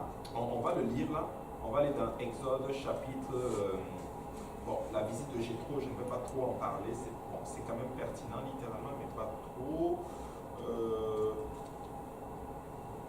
Exode chapitre 19. On va commencer à partir du verset 1. Le troisième mois, après la sortie du pays d'Égypte, les enfants d'Israël arrivèrent ce jour-là au désert de Sinaï. Étant partis de l'Éthiopie, ils arrivèrent au désert de Sinaï et ils campèrent dans le désert. Israël campa là, vis-à-vis de la montagne. Moïse monta vers Dieu et l'Éternel appela du haut de la montagne en disant: Tu parleras ainsi à la maison de Jacob et tu diras aux enfants d'Israël: Vous avez vu ce que j'ai fait à l'Égypte et comment je vous ai porté sur les ailes et amené vers moi. Maintenant, si vous écoutez ma voix et si vous gardez mon alliance, vous m'appartiendrez entre tous les peuples, car toute la terre est à moi. Vous serez pour moi un royaume de sacrificateurs et une nation sainte. Voilà les paroles que tu dis pour les enfants d'Israël. Moïse a appelé les anciens du peuple et mit devant eux toutes ces paroles comme l'Éternel le lui avait ordonné. Le peuple tout entier répondit: Nous ferons tout ce que l'Éternel a dit.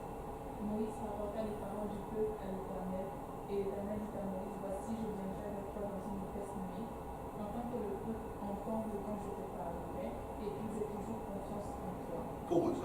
Qu'est-ce qui se passe maintenant ici? Maintenant, Dieu les amène à cette montagne, mais Dieu a un souhait. C'est de leur parler directement, qu'il n'y ait pas d'intermédiaire, pas d'interférence. Parce que Moïse était l'interférence. Moïse n'était pas l'interférence, mais il était comme le médiateur, l'intercesseur, comment on appelle? Ou l'intercesseur, entre le médiateur entre Dieu et le peuple.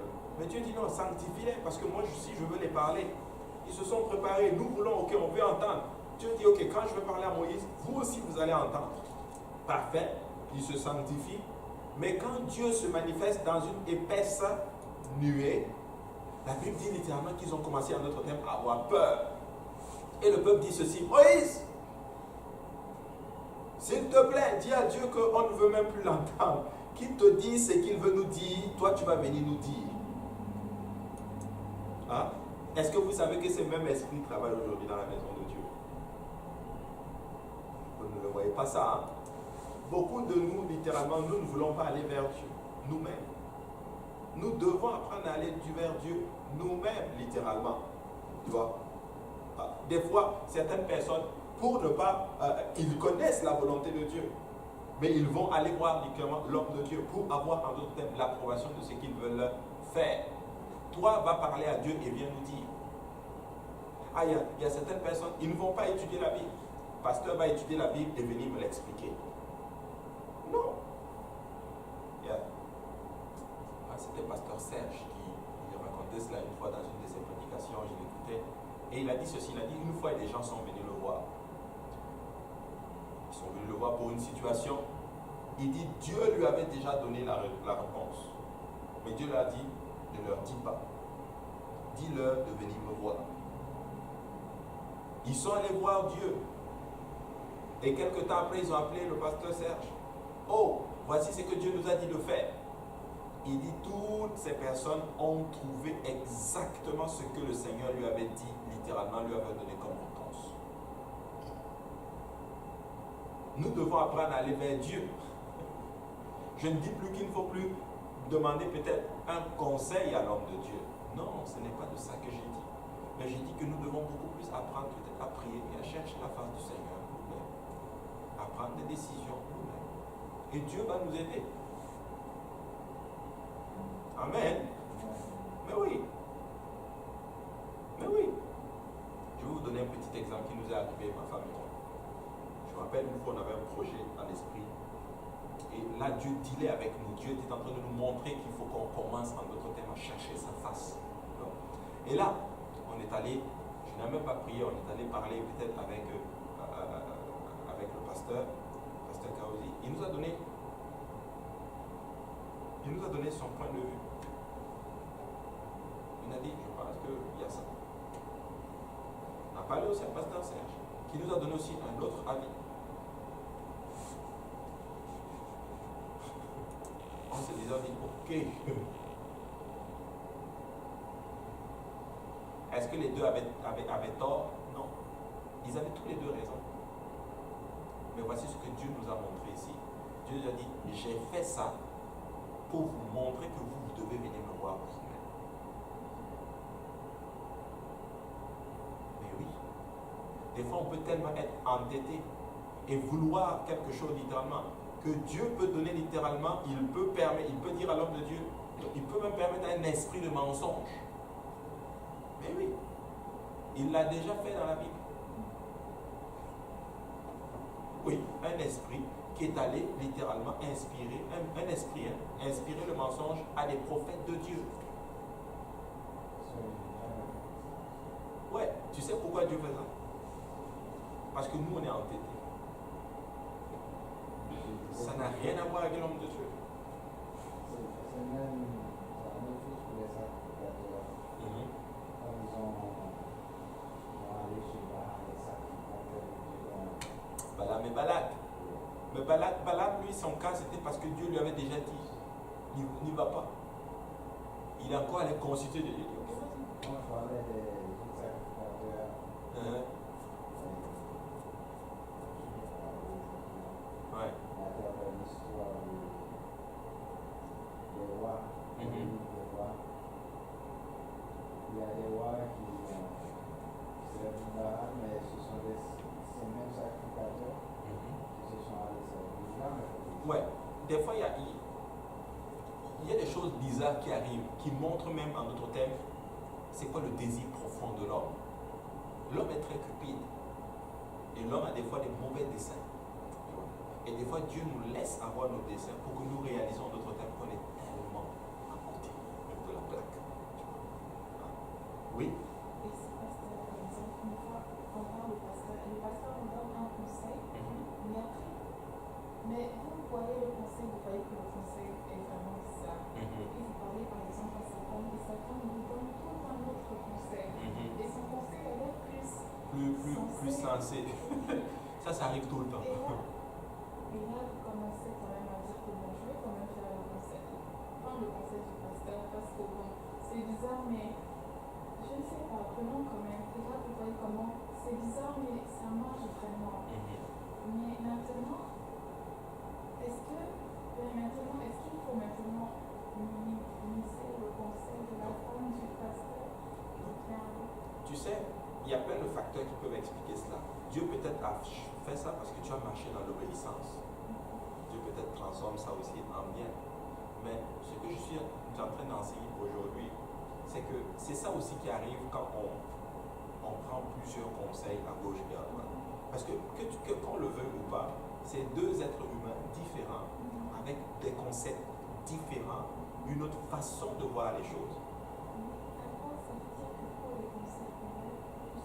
Et ça, je comprends. Par exemple, moi, je vais toujours voir pour le pasteur pour ça.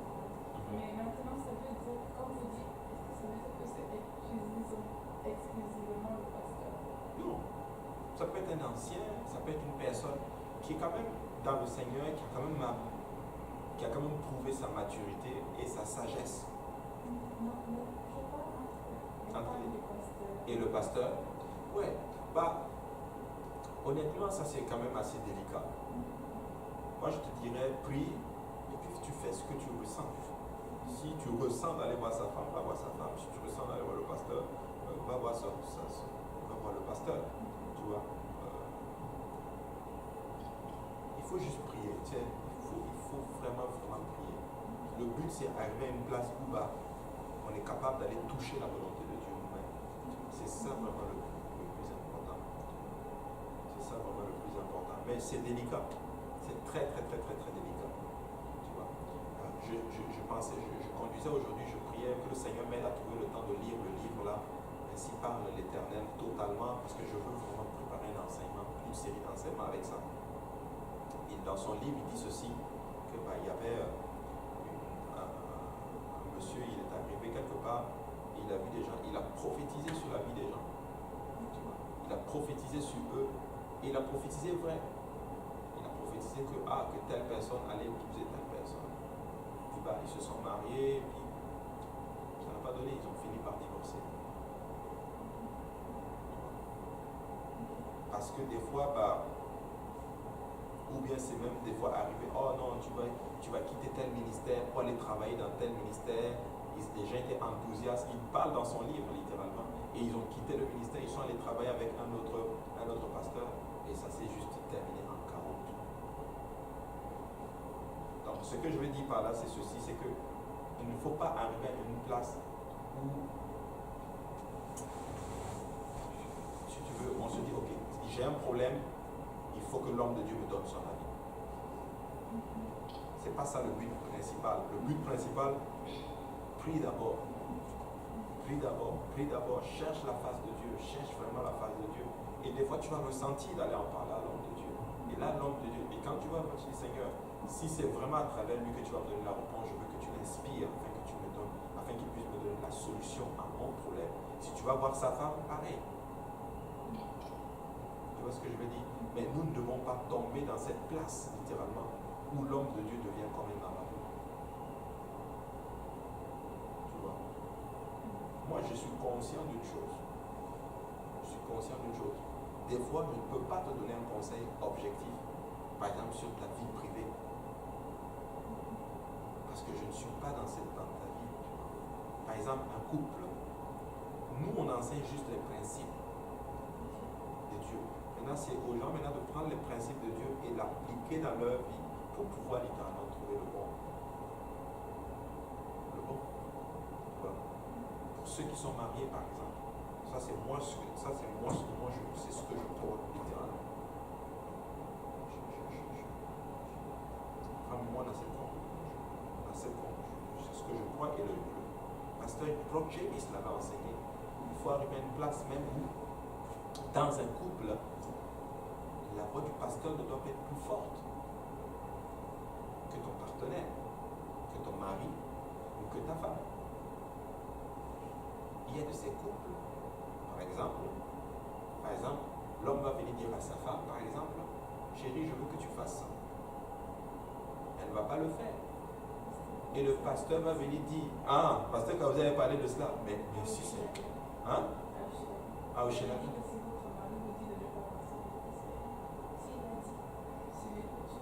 Tu ne veux pas, tu écoutes. Vaut mieux que la... C'est ça, alors. Parce que la Bible dit, soyez soumises. Femmes, soyez soumises à votre mari. Comme au Seigneur. Comme au Seigneur. Mais il y a des... C'est triste à dire, il y a des couples où par exemple le mari va dire quelque chose, la femme ne va pas le faire. Mais si le pasteur vient dire, faites ça, ils vont le faire, elle va le faire. Et vice versa. Tu vois. Des fois, lorsque les pasteurs sont au courant de beaucoup de choses, par exemple par rapport aux sentiments, mais je me demande pourquoi les pasteurs, par exemple, si quelqu'un vient vous dire que, et vous, par exemple, les pasteurs sont au courant que qui a quelqu'un d'autre. Je me demande pourquoi le pasteur ne va pas trouver une façon de dire peut-être à la personne, vraiment pour que cette personne vraiment enlève ses yeux fixés vraiment sur ce frère et vraiment se concentre plus sur Dieu. Et je me demande pourquoi, c'est sûr que ça demande beaucoup de sagesse pour amener ça, mais je me demande pourquoi les pasteurs ils ne disent pas. Bah, on le dit. Bah, moi, j'ai vu des cas où l'homme de Dieu va dire à la personne, ça ne sert à rien, il regarde une autre sœur. Maintenant,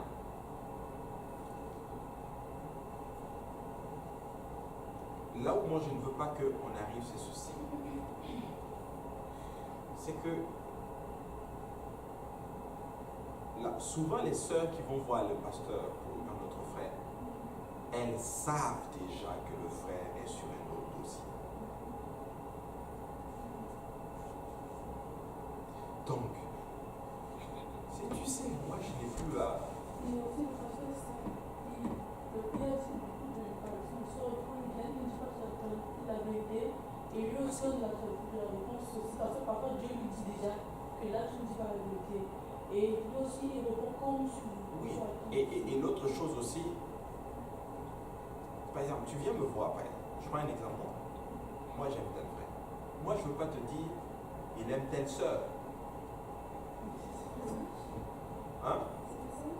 Bah, je vais te dire, laisse faire, laisse faire. Je vais te dire, toi, sers Dieu. Sers Dieu. Si c'est ça, bah, ça va être ça. Si c'est pas ça, bah, ça ne va pas être ça. Mais toi, sers juste Dieu. Tu vois, parce que si je te dis, ok, il aime telle sœur, je te dis même le nom, tu peux être sûr d'une chose. Un, tu vas détester la personne. Et deuxièmement, demain, toute l'église est au courant. Il y a des personnes qui vont aller dire vont dire à une de leurs amies. Et cette amie va aussi dire à son ami intime, tu sais, mais chut, il ne faut pas dire à quelqu'un, je t'ai dit. Et elle aussi, chut, donne-moi ton oreille, mais dis à personne, toute l'église est au courant. Vous comprenez? Mais des fois, ça va arriver, on va te dire, non, laisse, il est sur un autre dossier déjà. Ou elle est sur un autre dossier. Mais, bah, hein? Non, si c'est conclu, si c'est vraiment conclu, c'est conclu déjà.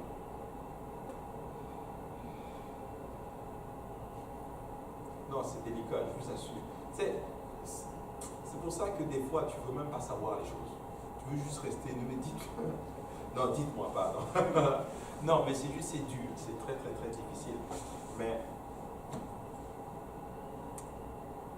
moi, je dis juste, c'est ceci. Tu sais, si c'est bon, on va te dire que c'est bon. On va te dire, ok, c'est une bonne chose. Attends, prie, cherche la volonté de Dieu. Si c'est ça, ça va être ça. Il y a un. Et si sur un frère, pasteur, toujours, non, c'est toi, tu vois, il est, je sais pas, la femme est quoi, je sais pas, l'homme est quoi.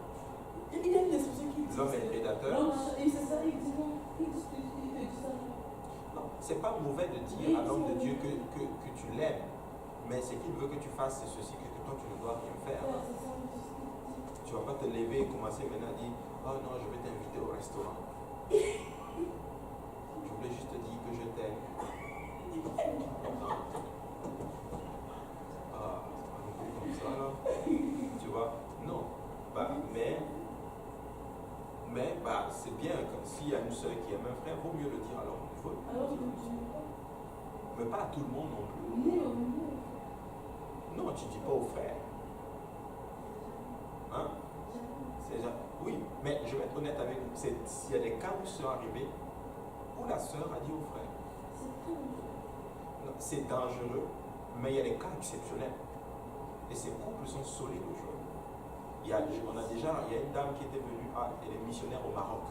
Elle a un témoignage puissant comme pas possible. Elle a baptisé, en tout cas, pas elle là, mais ils ont l'œuvre, ils ont baptisé quasiment comme des rois là.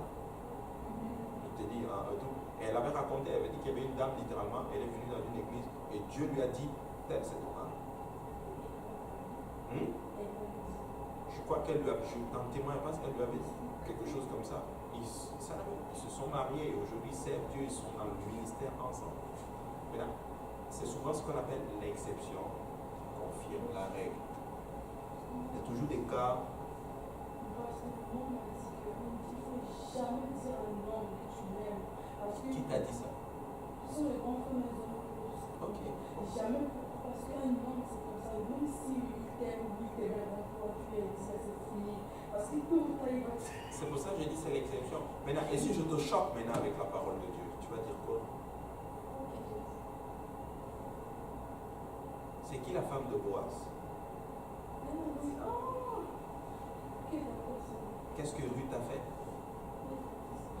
Elle est allée quasiment, elle a quand même quasiment fait une déclaration d'amour.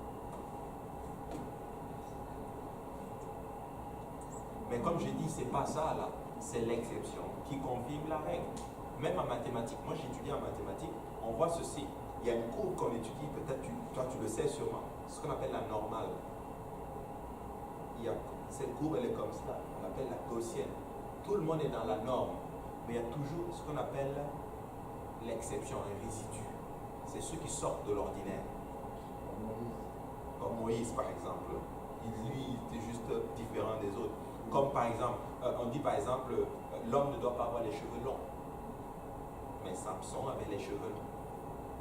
C'est un cas exceptionnel.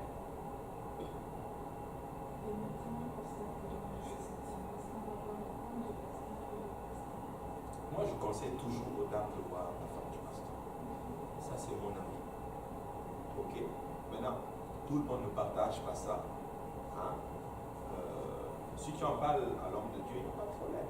Il n'y a pas vraiment de problème. Mais moi, je dis d'en parler à la femme du pasteur parce que, un, ça l'implique dans le ministère. Deux, c'est son rôle. Trois, ça décharge sur son mari. Tu vois? Et tu peux être sûr d'une chose, c'est que sa femme va divorcer son mari. Aussi simple que cela. Tu vois? Mais aujourd'hui, voici ce qu'on voit aujourd'hui. Les sœurs, les frères, tous parlent à la femme du pasteur, plutôt à l'homme, au pasteur, mais la femme du pasteur, elle est sur le côté. Et des fois, elle apprend aussi les choses. Des fois, ça peut créer même des tensions entre l'homme de Dieu et sa femme. Tu vois? Donc, moi, c'est pas des choses que je vais conseiller, tu vois. C'est toujours mieux que par les dames, tu vois la maman. C'est quand même la maman. C'est comme dans une maison. Quand il y a des filles, les filles vont voir qui? Les filles sont plus proches de leur maman. Pas dans ces genres de cas-là, je veux dire.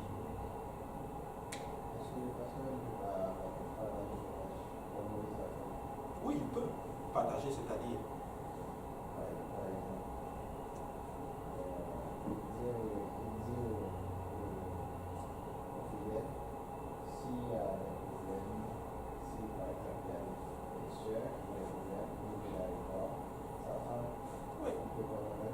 Moi, personnellement, c'est ce que je me suis enseigné depuis tout le temps. Moi, personnellement, je le dis.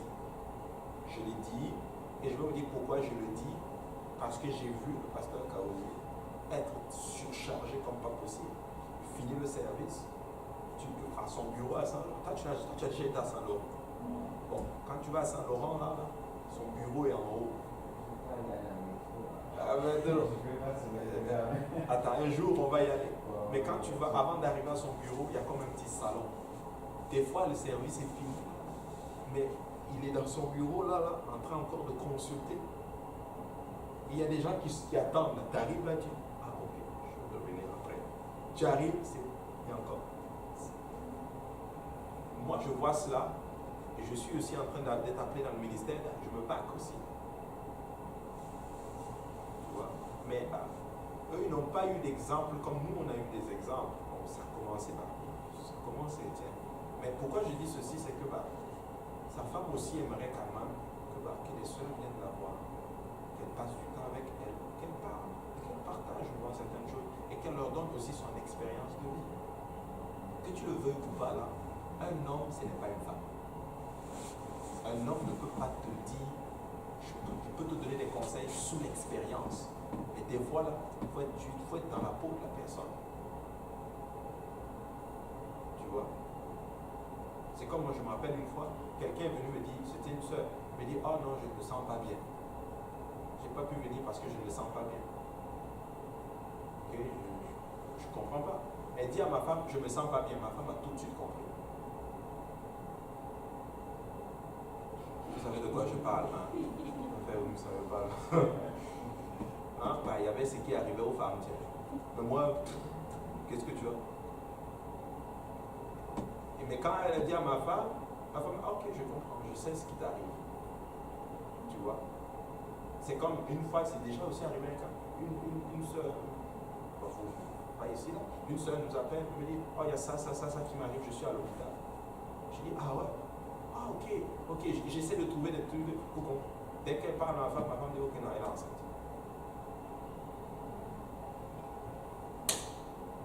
Moi, je comprends, je ne connais pas.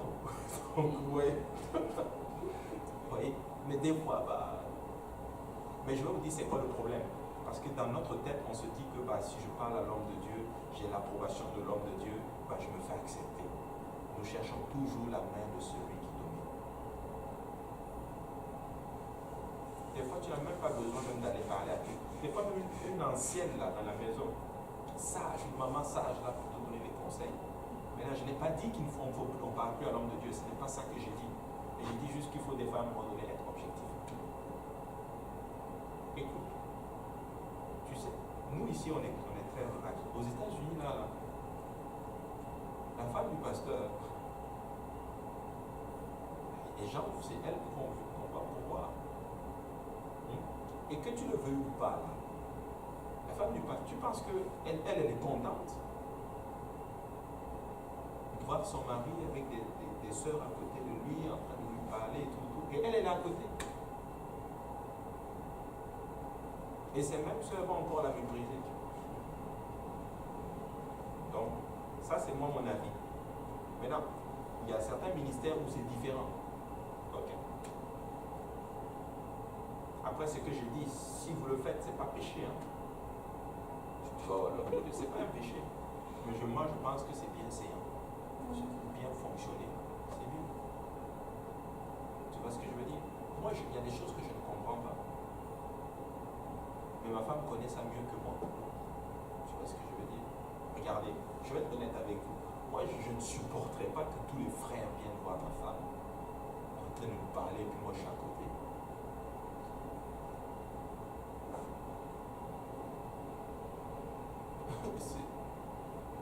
Ok, ici, je vois 2 sœurs, 3 sœurs, 4 sœurs, 5 sœurs. Qui ici supporterait que les sœurs viennent autour de ton mari, lui parlent. Et toi, tu es à côté. Vous allez supporter. Dis pas, toi, tu vas supporter. Johanna, Clémence. Si c'est un pasteur, moi je me dis, ça dépend. Non, ça ne dépend pas. Tu sais, avant d'être pasteur, il est d'abord un être, un homme. J'ai mon frère qui est pasteur. Et il a le marché. Ça fait un jour, je l'ai appelé. Et puis après, il m'a dit, je suis un homme marié. Et je suis fait ta femme. C'est pasteur. Il dit, ma femme, c'est pasteur. Il dit, il va nous aider, lui. Non, c'est vrai. Il dit, ma femme, c'est pasteur. Même si tu es ma soeur, il va se fâcher. Il dit, ok. Après, il dit, ok, merci. Attends, c'est vrai. Et si on prend le téléphone, elle va écrire pasteur dans la nuit. Mais quand sa femme voit ça, il n'y a rien, il n'y a vraiment rien. Mais des fois, il faut juste penser à la pauvre maman aussi, qui souffre, tu vois, qui fait le travail de Dieu, qui souffre pour aider son mari, tu vois. Et quand on fait ça, c'est pour ça qu'il y a souvent ce qu'on appelle des ministères de femmes. Mais moi, je me dis, il y a certaines choses qui, par exemple, si ça touche vraiment personnellement les femmes, c'est important d'aller parler aux femmes des pasteurs. Mais il y a certaines choses, comme c'est pas des trucs des femmes, je me dis, je peux aller parler au pasteur. Mais je pense que vous comprenez ce que je suis en train de dire. Je suis en train de dire, mais par exemple, les trucs de femmes, oh, toi tu aimes un frère, oh, gloire à Dieu, le Seigneur répond, je pense qu'elle serait plus objective à te dire c'est quoi, comment ça fonctionnerait, comment une femme doit se comporter dans ce cas-ci. Et le frère aussi va aller voir l'homme de Dieu. Mhm. Bon, moi, il y a telle soeur là, et c'est mieux de faire comme ça. Comme je dis, chacun a sa façon de voir à ce niveau-là. Mais, on va s'arrêter là pour aujourd'hui. On va rentrer. On a quand même bien avancé. Tu peux avancer la charte, s'il te plaît. C'est un moment. Ici, Attends, un moment. C'est actif. c'est les souris, ça bouge. La prochaine fois, nous allons étudier on va commencer à étudier le tabernacle parce qu'ils arrivent littéralement au mont Sinaï et ça c'est bon. Bon, voilà. Nous allons étudier le tabernacle et puis vous allez voir, ça va être bien. Probablement qu'on va finir littéralement toute la charte. La semaine prochaine, on va faire quasiment, on va continuer. 1, 2, 3, 4, 5, 6. Et voilà. La semaine prochaine, on va s'arrêter là ici. Donc ça va être chaud. Amen. Alléluia. Maintenant, je cherche une prieuse ou un prieur. Oui, Clémence. Seigneur Jésus, on vient encore te rendre grâce pour ces moments que tu nous as permis encore d'être dans ta présence, Papa. Reçois toute gloire, reçois tout honneur, Seigneur Jésus, Papa. On vient encore aimer, Seigneur, Papa, ta parole qu'on a attendue dans cette paix, Seigneur, Papa, en tes sept mai, Papa. Que tu les mets encore dans notre cœur, Seigneur, que ça produit des fruits, Seigneur, dans nos vies, Seigneur, Papa. Et nous, Papa, à marcher, Papa, l'obéissance à ta parole, Seigneur. Aide-nous, Seigneur, Papa, à pratiquer, Seigneur, Papa, tous les conseils, Seigneur, Papa, qui te parlent à travers l'homme de Dieu, Seigneur, dans nos vies, Seigneur, Papa. Bénis, Seigneur, ton serviteur, Papa. Agis encore, Seigneur, que tu puisses encore utiliser encore précisément pour la prochaine fois, Seigneur, Papa. Agis dans chaque vie, Papa, qui est présentée, Seigneur, Papa, là-bas, comme milieu de nous, Seigneur, ici, Papa. Que tu gardes encore, Seigneur, tes enfants, Seigneur, Papa, et que ton sang nous court, Seigneur, pour qu'on puisse encore se retrouver la prochaine fois, Seigneur. Bénis la nourriture qu'on va manger, Seigneur, et c'est dans le nom de Jésus qu'on a ainsi prié. Amen. Au nom de Jésus. Amen. Alléluia. Est-ce qu'on peut battre les mains pour le Seigneur?